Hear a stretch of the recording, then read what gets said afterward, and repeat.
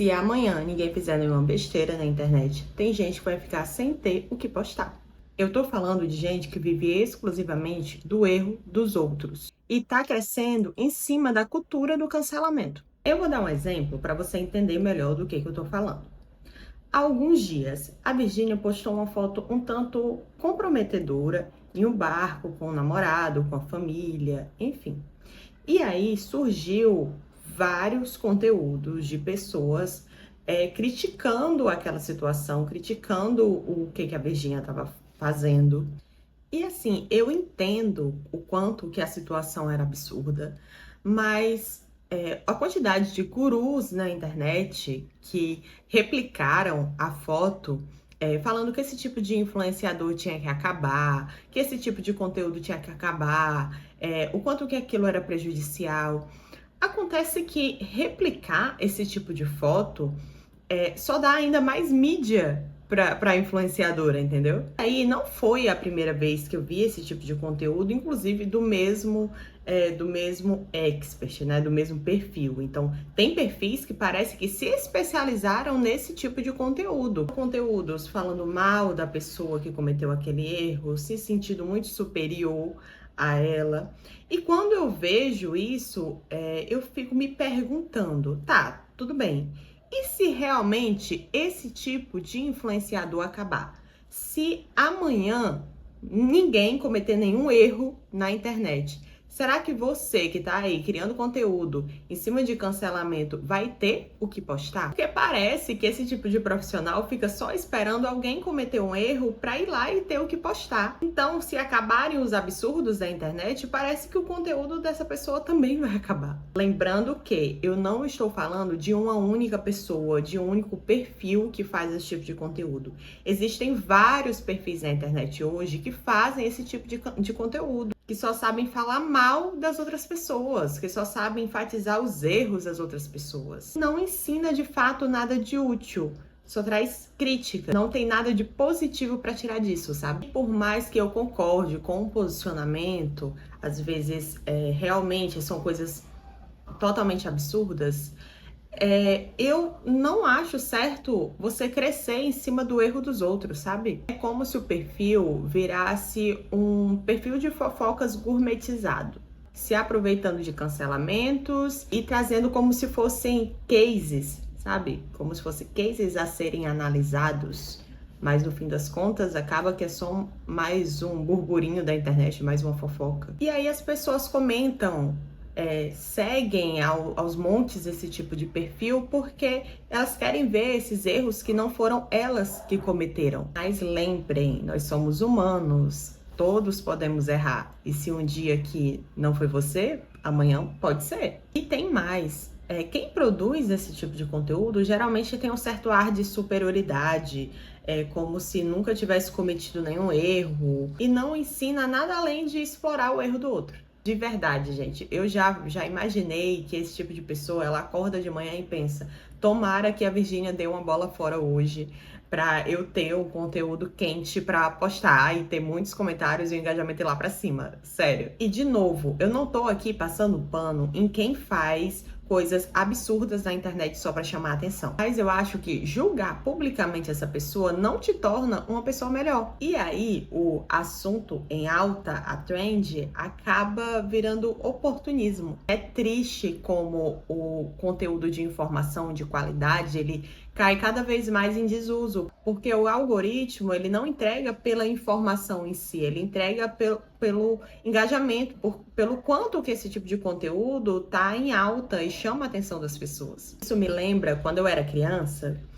os meus pais, eles gostavam muito de assistir programas policiais e sensacionalistas no horário do meio-dia, no horário do almoço. Isso era muito comum. E eu achava aquilo assim terrível, sabe? Esse tipo de conteúdo na hora de um almoço. Porque passava as maiores atrocidades do que aconteciam na cidade. Só que esse tipo de programa de TV, eles tinham uma audiência legal, porque senão nem ia existir, né?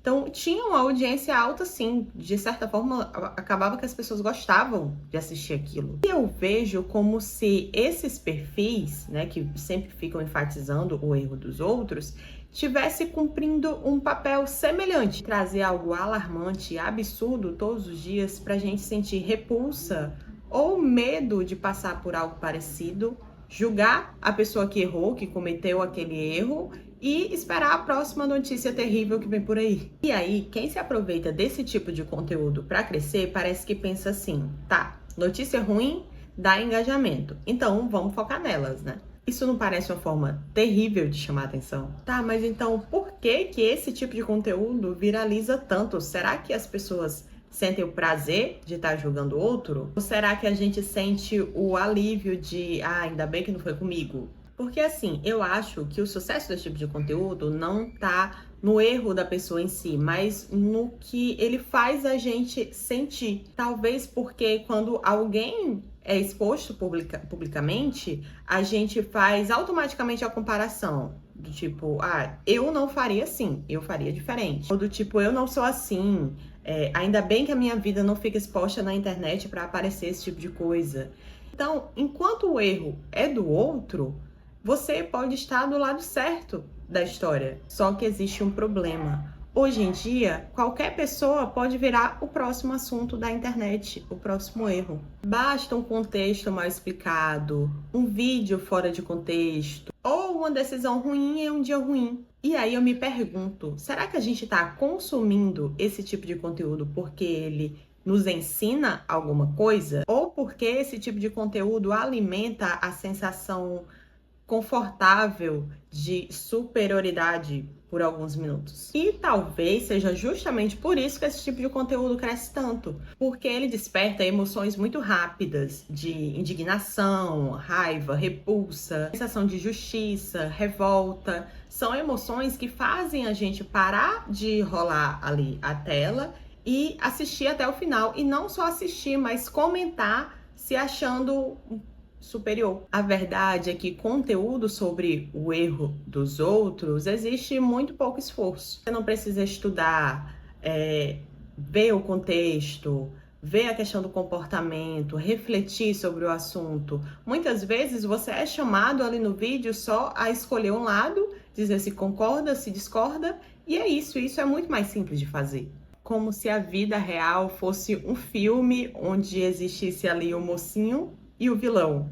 E só que na vida real não é bem assim. As pessoas são muito mais complexas, o comportamento humano é muito mais complexo, a mente humana é muito mais difícil de se delimitar entre o bem e o mal, o certo e o errado. O problema é que o algoritmo ele não faz julgamento moral sobre aquele conteúdo. Ele não pensa, isso é bom para as pessoas, isso aqui é assunto de qualidade, isso aqui é conteúdo realmente que faz uma pessoa crescer. Simplesmente identifica o quanto que aquele tipo de conteúdo chama atenção e entrega para mais pessoas. E o algoritmo, as plataformas percebem isso. Quanto mais tempo as pessoas ficam comentando, compartilhando, discutindo sobre aquele assunto, mais esse tipo de conteúdo ele vai ser entregue. Mas para quem produz conteúdo na internet, eu acredito que a pergunta certa não é se o conteúdo ele vai ser mais entregue ou não, quanto de engajamento que ele vai ter, mas qual tipo de público que eu estou treinando, qual tipo de público que eu estou atraindo para mim, qual é a comunidade que eu estou criando,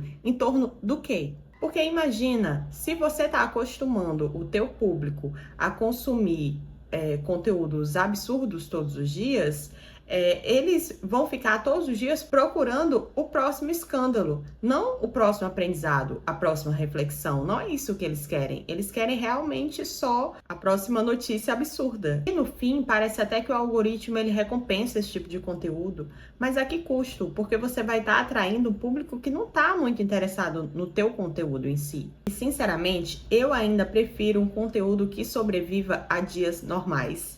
Há dias que não tem absurdos na internet. E se eu fosse você, faria o mesmo. Porque se o teu conteúdo depende do fracasso de alguém para existir, muito provavelmente nunca nem existiu conteúdo de verdade. Agora me fala aqui nos comentários, você tem visto muitos conteúdos de cancelamento por aí?